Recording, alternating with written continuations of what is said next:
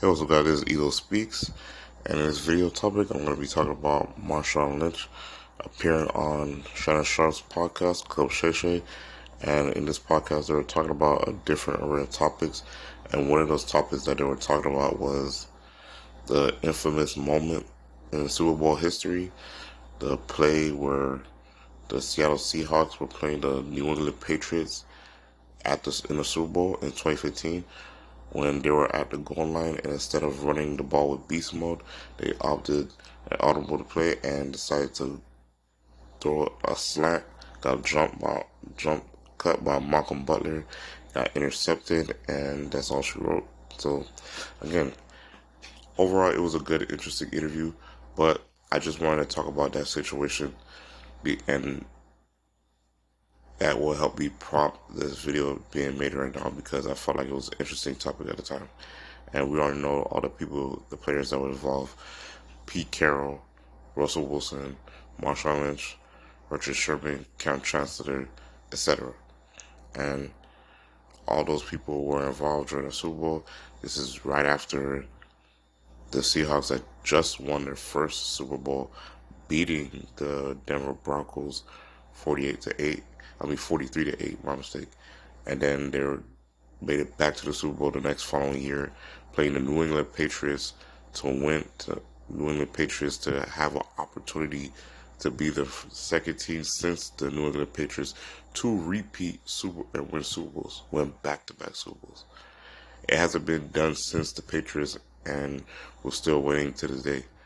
So Marshawn Lynch was just talking about the situation. He provided more context and more nuance to the situation. So, as we know, the lead up to the Super Bowl, media day, every day that the players, they talk with the media.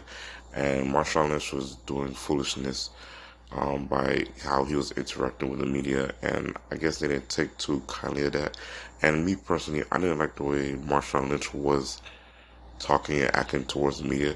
If you really want to talk to the media, that's fine, but just say no comment or just try to do the interview as best as you can so you can leave. But when he was doing all that foolishness, saying I'm just here so I don't get fined, it was funny at the time, at that moment, but looking back, it just looked bad on his part. But that's who Marshawn Lynch is, so it's whatever. Now, what I really want to get into is the specific play. Now, when it came to that play, I know it was a traumatizing moment for everyone involved that was watching that Super Bowl. All the fans, even if you weren't a fan of the Patriots or the Seahawks, and you're just a fan of the sport, I'm pretty sure that was crazy. My jaw dropped when I saw what just happened. Russell Wilson was having a decent game. Marshawn Lynch was having a great game. And I already know there was some foolishness behind the works where they didn't want Marshawn Lynch to win Super Bowl MVP. I could already see it. And I know they was trying to give it to Russell Wilson. They didn't want Marshawn Lynch to win it because they didn't want to promote his image, the way he was portraying himself and acting towards the media. They didn't want him to win Super Bowl MVP and show young youth players that this is the way you could be as long as you're talented. They wanted to give it to Russell Wilson because he has this good boy, squeaky clean image, and they wanted to promote that to the league. So it was stupid, but whatever.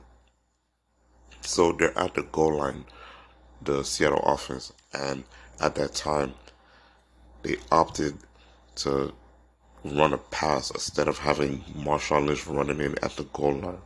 And when it comes to this situation, I give 80% blame to Pete Carroll, 10% blame to the offensive coordinator for calling that stupid play, and then the other 10% on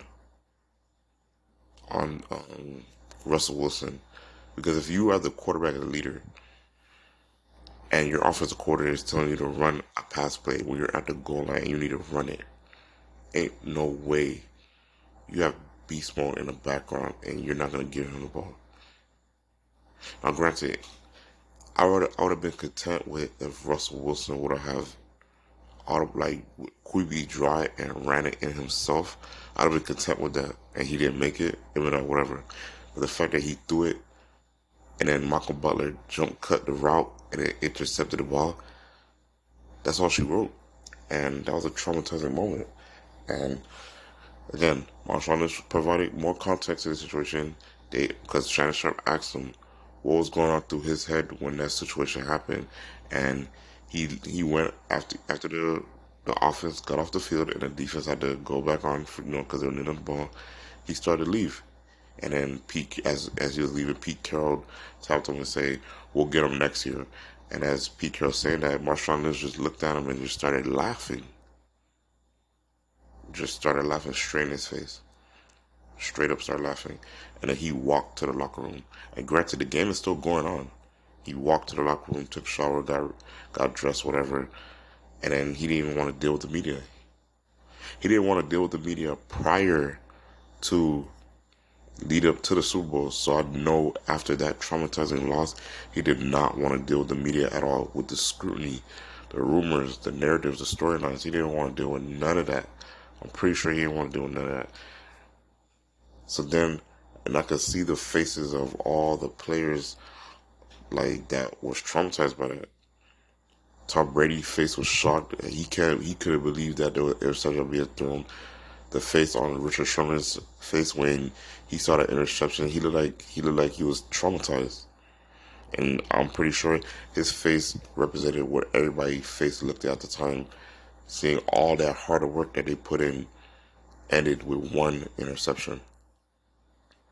Pete Carroll put his head down in disgrace, threw his headphones on the ground because he knew deep down it was over.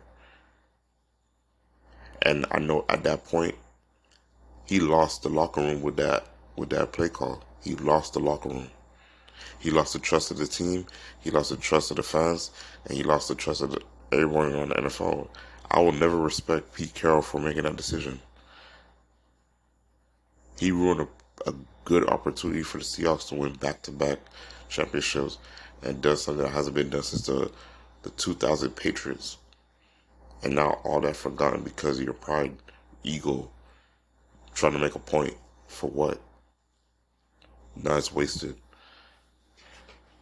Pete Carroll lost a lot of esteem with that, and the Seahawks still hasn't recovered since.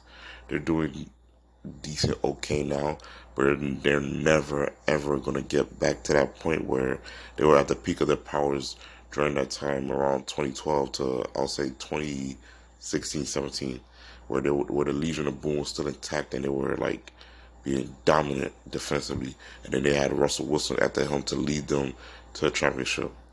Ever since that play, that team has never ever been the same, and they will never be the same ever again. So it was an interesting topic from Marshawn Lynch. I'm glad that he provided more context to that, and it was an interesting topic. Those are my thoughts on mine. Let me know yours in the comment section down below. This Elo Speaks out. Peace.